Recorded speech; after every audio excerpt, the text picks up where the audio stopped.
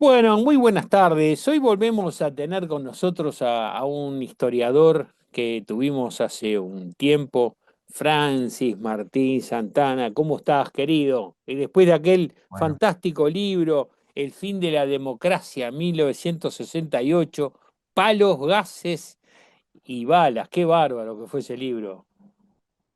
bueno, Roberto, ¿cómo va? ¿Todo bien? Bien, bien, bien. ¿En qué nueva aventura historiadora te encontramos, Francis? Bueno, como usted ya debe saber, Roberto, nosotros en la universidad tenemos como tres líneas de trabajo siempre, que son la docencia, la investigación y la extensión. Y yo, como en ese libro que usted mencionaba, creo que en la parte interna del libro, de una breve biografía, unas líneas sobre mi trayectoria vital, mencionaba mis vinculaciones con el oeste de Montevideo, que es la zona donde yo me crié, ¿no? Y bueno, ahí hago mucho trabajo, sigo haciendo mucho trabajo de extensión. Y ahora estoy con un colectivo que se llama Peculiar, que está integrado por la politóloga Teresa Álvarez y un vecino de Santa Catalina, que es un tallerista y un escritor, que se llama Dorico Velázquez. Y el año pasado, si mal no recuerdo, estábamos pensando en actividades que tuvieran que ver con el barrio, con las instituciones educativas, hacer cosas que fueran un poquito menos académicas, si se quiera, pero con mucho contacto con las instituciones locales. Y ahí, bueno, en ese momento teníamos como una especie de, digamos que habíamos quemado los temas que ya teníamos planificados y teníamos como un hueco ahí. Entonces, Odorico dijo, bueno, él es vecino de Santa Catalina, dijo, che, yo había pensado que podíamos hacer algo con respecto a los restos de los muelles de lo que fueron los saladeros que vienen ahí. Y era algo que yo en realidad, desde que empecé a trabajar con temáticas relacionadas con el oeste de Montevideo, me apasionó. Yo conozco Santa Catarina muchos años, pero ahí como un veraneante, como un vecino del oeste que va ahí a jugar a la pelota, a bañarse, siempre miraba, me llamaba la atención. Pero nunca lo había visto con ojos de historiador. Y pensaba, che, qué macana que no sea algo de esto. Entonces cuando me parecía como un lugar poco explotado, o aprovechado, o conservado, qué sé yo. Y cuando hicimos unos tours con Mauricio González, que tiene una empresa unipersonal que se llama Cerro Tours, llevábamos en un momento una ómnibus hasta ahí de gente y la gente estaba fascinada. Pensemos que la mayoría de la población de Montevideo no vive en el oeste, vive del otro lado de la bahía del que yo me crié. Entonces, si bien hay mucha gente que conoce el lugar o que puede tener ideas, muchas veces lo que conoce son por notas de prensa. Y bueno, cuando Dorico me planteó esto de hacer algo, bueno, digo, no, está genial, tenemos que hacer algo. Bueno, yo le aportaba la parte histórica, Teresa tiene mucha vocación para la militancia social, para los contactos con instituciones educativas, Dorico también. Y bueno, hicimos un pequeño texto que se presentó en una actividad, tuvo muy buena recepción.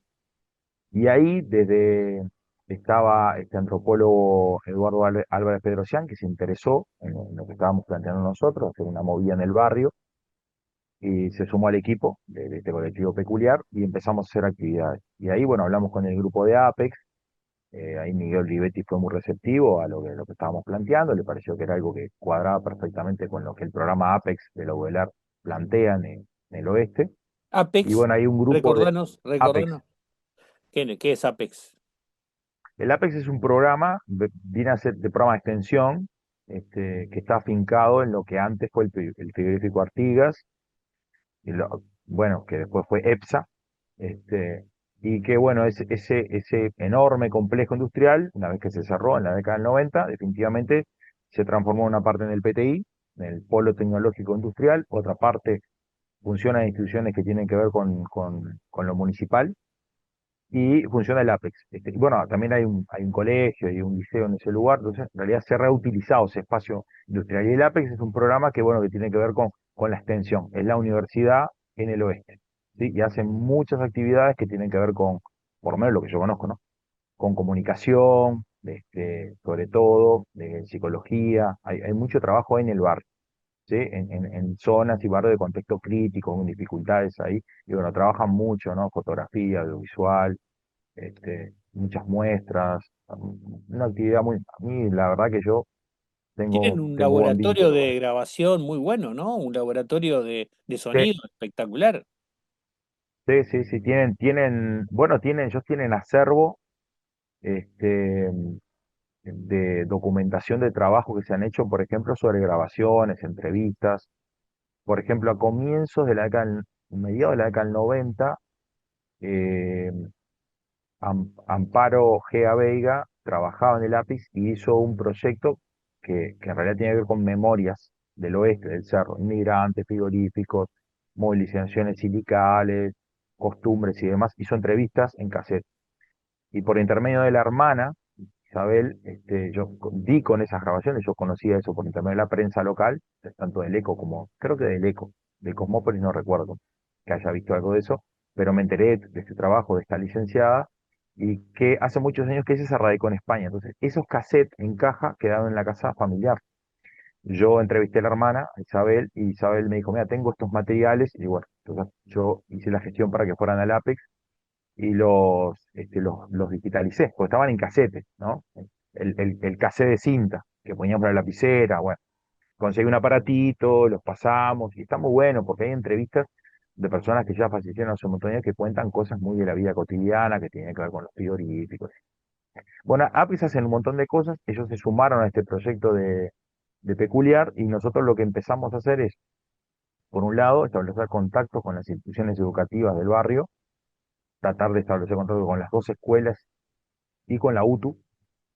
Tuvimos una entrevista con la dirección, que se mostraron muy receptivos. Ahora habrá que ver cómo concretamos esto, porque existen en el oeste actividades similares.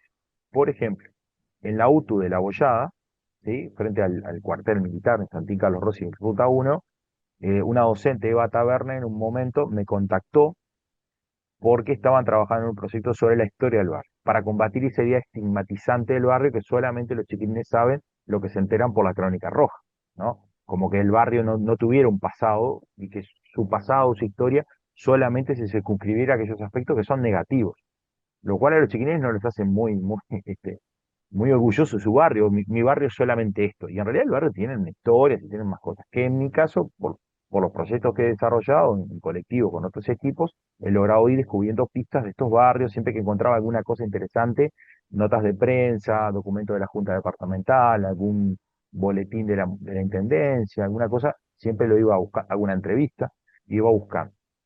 Entonces, bueno, nosotros aprovechando eso, yo lo que me ocupé, que todavía no lo he terminado, es hacer una especie de historia del barrio Santa Catalina, de esa zona de los saladeros, que hacían las industrias y demás ahí, hasta que se transformó, y esto hablándolo con Odorico, él me planteaba como una especie como de esquema, ¿no? En el que tenemos un periodo de la industria saladeril, después un momento que los saladeros ya no funcionan, a comienzos de la década del 60 comienzan a venir algunos vecinos la mayoría son del Cerro, son de Casabó, tienen sus ranchitos para dejar sus artes de pesca, son gente que va el fin de semana a pasar ahí. Y después, en la medida que la situación económica se va agudizando de manera más fuerte, que las industrias cárnicas y las empresas que daban trabajo a la gente van cerrando, mucha gente va viendo muy dificultada la situación a nivel de vivienda y comienzan a radicarse definitivamente ahí. Y ahí ya pasa a ser un barrio. ¿Y Y esto bueno, en eso qué es un década? ¿El poco, 90? no, la ¿Qué década década? del 60. 60. Sí, sí, hay una nota de prensa, que capaz que usted la va a ver, que tiene un número 1962, que es de un vecino que dice algo así como que él, Víctor Hugo Vizcarret, que sería como uno de los pioneros, en el año 62, 1962.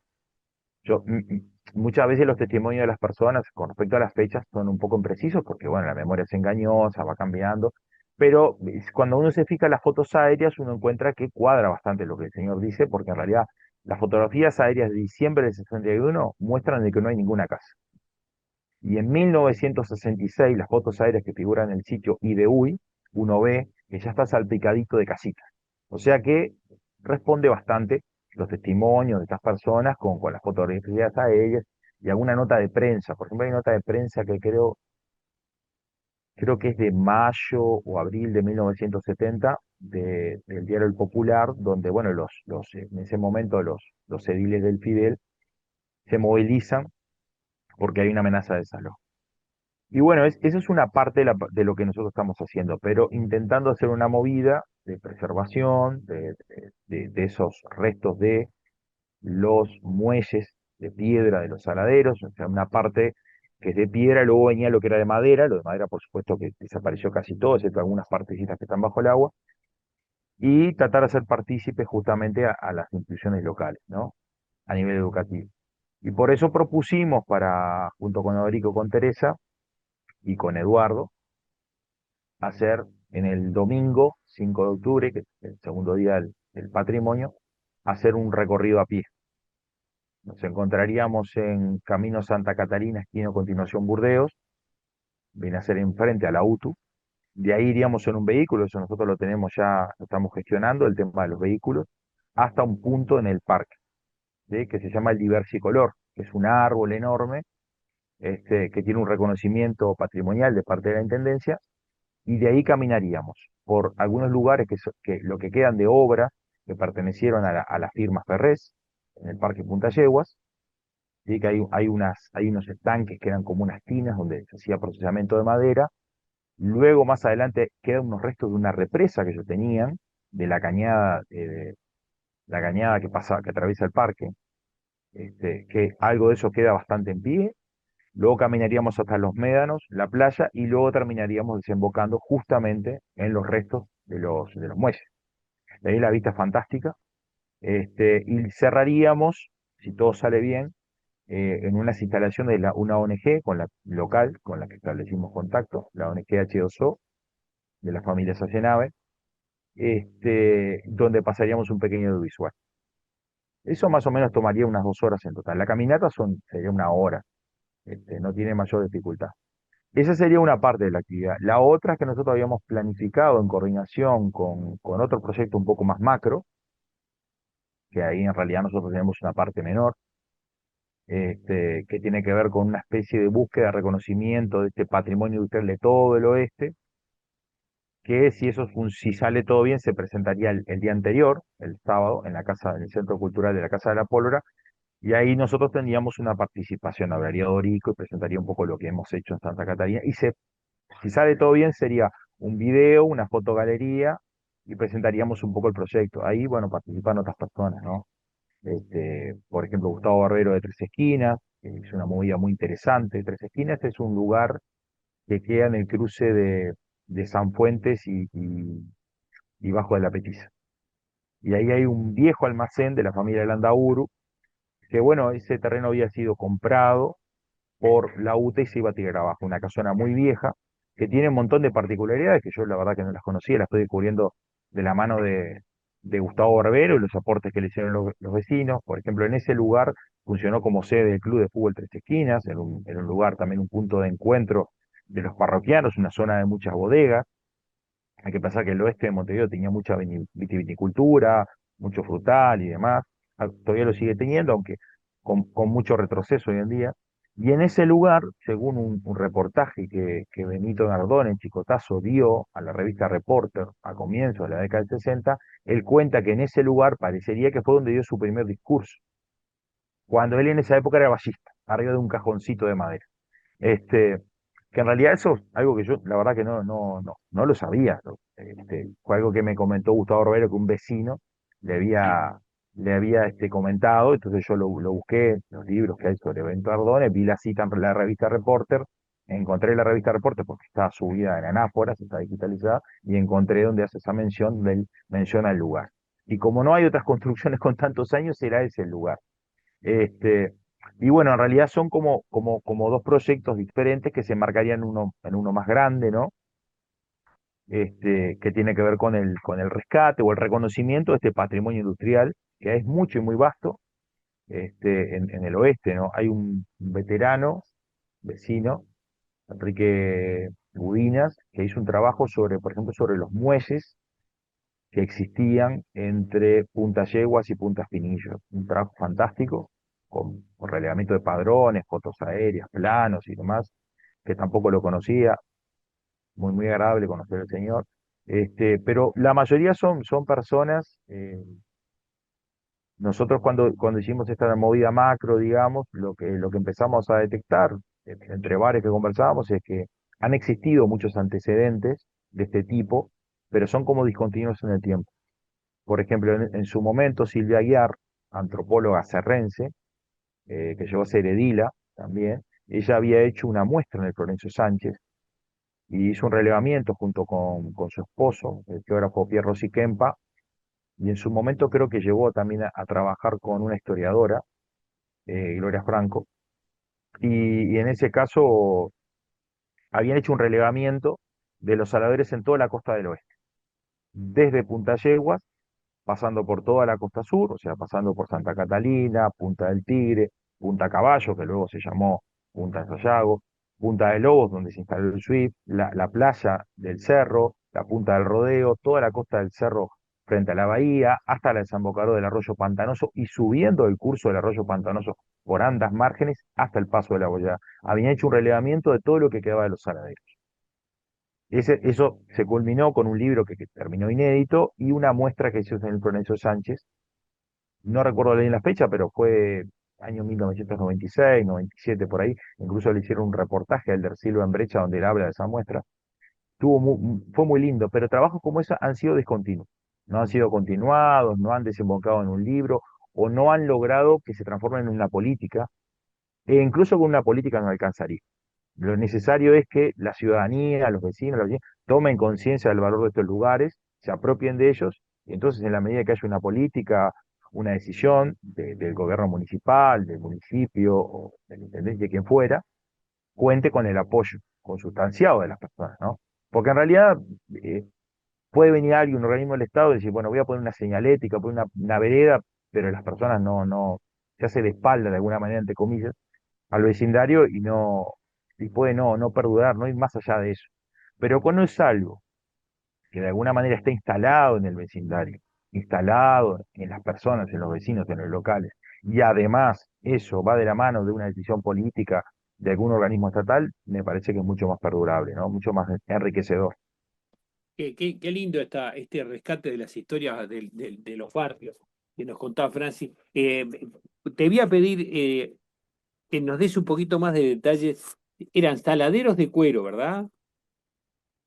Bueno, en realidad la historia de los saladeros, al principio, o sea, cuando tenemos que empezar considerando que empiezan a fines del siglo XVIII, comienza el siglo XIX. Al principio era solo cueros, pero luego en la medida que se van tecnificando y que va surgiendo la necesidad de quienes tienen trabajo esclavo, alimentar, empieza el tema del tasajo, ¿no? Pero después, en realidad, hay un libro muy interesante, con unos cuantos años, de Pedro Sebane, publicado en el año 1928, que se llama La industria de las carnes en Uruguay, donde él presenta en una página un esquema. Arriba aparece un ganado, ¿no? Y aparece un desglose de lo que se aprovechaba del saladero, ¿no? ¿Y para qué? Y después lo que aprovechaba el frigorífico. El frigorífico aprovechaba como 3 o 4 veces más. Pero a mí lo que me llamó la atención es que igual para ser un saladero aprovechaba mucho, ¿no? Los saladeros eran, y esto, bueno, están los trabajos de Barran Naún, que son fantásticos, tienen muchísima documentación y van viendo cómo evolucionan, cómo van cambiando. Se ubicaban sobre todo en el caso uruguayo digamos, en el río Uruguay y después en Montevideo. Y en Montevideo, con el paso del tiempo, empiezan a concentrar en el oeste. Hay un decreto en la década de 1830 de que estas industrias que de alguna manera contaminan, porque al principio el saladero aprovechaba muy poco, entonces muchos de los restos del animal quedaban ahí tirados, eso generaba muchas moscas, enfermedades y demás. Se decreta que estas industrias se ubiquen del otro lado del Miguelete, o sea, al oeste del Miguelete. Por eso que vamos a tener el saladero de La Fone, por ejemplo, en La Teja, y vamos a tener los otros saladeros en todo el oeste de Montevideo. Estos saladeros al principio en realidad requieren muy poco capital. Son pocos los saladeristas que tienen una base de capital muy importante, algunos que ya eran estancieros. Entonces, en realidad, en muchos casos, tenían era o un préstamo de un banco o un adelanto de dinero de los compradores. Y trabajan justamente en función de cómo va fluctuando la economía. Entonces, en realidad, lo que uno encuentra como dificultad para identificar estos saladeros, es decir, cuántos eran, en un momento del oeste son 13, pero van cambiando de firma, mucho. Porque en realidad a veces pasan, bueno, Francis Santana con Roberto Sabán y tienen la firma Santana Sabán. Después pasa a ser solo Sabán porque Sabán le compra la parte a Santana porque Santana una vez que ve que obtuvo su ganancia y ve que esto es muy fluctuante se va. Y después Sabán se asocia con otro y después ese otro pasa. Es el mismo saladero solo que va cambiando de nombre, muchas veces de firma. Y la mayoría de los saladeros son más chicos. La industria es muy fluctuante, hay momentos de mucho esplendor, hay momentos de dificultad, hay algunos saladeros muy poderosos. Uno el de Rosauro Tavares. Rosauro Tavares recién se afinca en la década de 1890, o sea, es bastante tardío, y va a perdurar hasta 1930 más o menos, según Raúl Jacob. El otro muy, muy poderoso fue Ferrés, que Ferrés se reconvirtió, pasa a ser industria química, tiene su propio varadero, y después pasa a ser textil. La textil que cierra recién, si mal no recuerdo, en la década de 1990. O sea, estamos hablando de una familia que se afinca en el oeste durante un siglo, ¿no? Y lo que vamos a tener ahí justamente son esa presencia industrial, muchísimas chimeneas en la costa, saladeros más chicos, saladeros más grandes, y que bueno, que en un principio aprovechan justamente, van a aprovechar el cuero, pero después van a agregar otros, que tiene que ver con el tasajo y algunos otros subproductos que tienen que ver incluso como abono, Ah, bueno. ¿no? Francis, ¿y la presencia de estos muelles, los barcos llegaban hasta allí? ¿Cómo funcionaba ese? ¿Por qué los muelles ahí en la playa?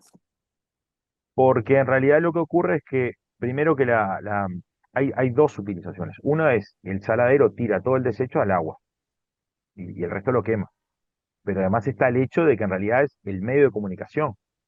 No, hoy en día uno piensa la corriente de agua como un obstáculo, porque tenemos autos, porque estamos acostumbrados. En aquel momento, con un desarrollo de la comunicación tan lento, de hecho hay una nota de 1912, más o menos, creo que en el Diario del Siglo, donde se denuncia el estado, la situación en que se encuentra el Camino al Cerro, que es la actual avenida Carlos Menem Ramírez, ¿no? Y en ese momento, en realidad, lo que ocurría era que se transportaba a través de una chata, de una pequeña embarcación de madera, y un remolcador llevaba el producto hasta el puerto. Entonces, por eso, en ese espejo de agua que va, en realidad, desde Punta de Yegua hasta la zona más, digamos, el paso de la bollada en el pantanoso, todos llevaban por el agua. Incluso una cosa que yo lo conversaba con los compañeros que estamos trabajando en todo esto, que yo no lo sabía, pero también un vecino, un profesor de biología del Cerro, Jorge Rendo, me había dicho en un momento si yo no sabía si se había cambiado el curso de la desembocadura del Pantanoso. Y yo le dije, no, Jorge, eso no debe ser cierto. Dijo, yo tengo una pista, me dijo. Yo tengo una pista. Y me pasó una cita. Y yo después lo busqué y lo encontré y tiene razón. En el marco de las obras al puerto de Montevideo, bueno, se compran unas máquinas para que, bueno, para que empiecen a hacer todas estas obras, ahí se sacan piedra de la cantera de la teja, hay remoción de muchos de lo que son de todos los sedimentos, y se juntan firmas de parte de los saladeristas que están sobre la desembocadura del Pantanoso diciendo que tienen dificultad para sacar sus productos para agua hasta el puerto porque se ha depositado mucho sedimento en la zona de la teja y que se le dificulta navegar. Entonces, bueno, lo que ocurre es que el gobierno destina una máquina para corregir o modificar el curso de la desembocadura del Pantanoso, que era en un delta. Entonces, ¿qué pasa? El brazo izquierdo, digamos, si nosotros fuéramos por el Pantanoso hacia la bahía, el brazo izquierdo, el que pasa más cerca de la UTU marítima, de la escuela marítima, ese se cancela. Y el curso digamos, derecho, por decirlo de alguna manera, se modifica para que pase más cerca del frigorífico Artigas. De hecho, hay planos, hay notas donde figuran, el catastro dice antiguo curso del Pantanoso. Hay fotos, por desgracia las fotos que hay son fotos más bien en horizontal, entonces no se aprecia bien, tendría que ser aéreas, pero uno puede ver que justamente cuando hay zona de mucho desborde, que era toda una zona pantanosa y hay como dos brazos, ¿no? Por eso el nombre del arroyo, pantanoso, pues, muy anegado. Y eso tiene que ver justamente con el hecho de que toda la producción se sacaba por agua, ¿no? El puerto de Montevideo. Entonces, en realidad era eso. Venían las embarcaciones, se cargaban embarcaciones de madera, venía un remolcador que los hinchaba, ¿no? Los llevaba hasta un vaporcito que lo llevaba hasta el puerto donde se pasaba y se exportaba. Francis, ¿y el desarrollo de de las curtiembres en la zona viene asociado con esta industria sanaderil? Bueno, yo en realidad el dato que tengo es que sobre todo el tema de las curtiembres, yo regresaría más, me parece a mí, ya con el tema de los frigoríficos, porque los frigoríficos tenían curtiembres. Pensemos que capaz que lo que primero uno piensa que no conoce un frigorífico, que no lo estudió, es, bueno, viene ganado, se lo sacrifica, se hacen los cortes de carne, pero en realidad se aprovechaba todo. Entonces, estos frigoríficos que habían acá, no solo acá, ¿no? Eran grandes complejos fabriles. Entonces tenían su sección de carpintería, porque venía la madera, ellos la cortaban y hacían los cajones. Hojalatería, hacían los envases, pero también procesaban el guano y todo el tema del cuero para curtiembre. O sea, en los planos que existen, en ese mismo libro que yo le mencionaba de Pedro Seoane, y después yo he podido ver incluso algunos planos por otro lado, aparecen los planos de los frigoríficos. Del que luego fue el Frigorífico Nacional, que hasta ese momento, porque el libro, si bien se publica en el 28, seguramente se terminó en el 27, así que todavía no existía el Frigorífico Nacional ahí. Este, del Swift y del Artigas aparecen los planos y figuran las curtiembres. Pero en algunos casos, incluso algunas fábricas que en algún momento fueron una cosa, después pasaron a ser otra.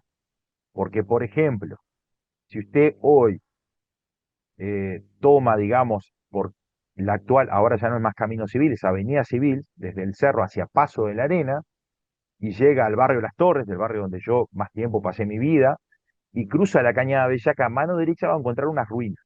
Esas ruinas antes fueron de una fábrica de conservas, que se llamaba, creo que La Albanesa, pero eso fue en la década del 30 y 40. Cuando yo la conocí en la década del 80 y el 90, era la Curtiembre Vistal, al mismo lugar, simplemente que se modificó. Pero muchas veces estos lugares fabriles se reutilizan. Por ejemplo, el Swift se ubicó en un lugar donde habían tres saladeros. ¿Ah? ¿Me explico? El frigorífico nacional, bueno, la frigorífica uruguaya primero y luego frigorífica nacional, se aloja en el lugar donde antes hubo un saladero, el saladero Sayago.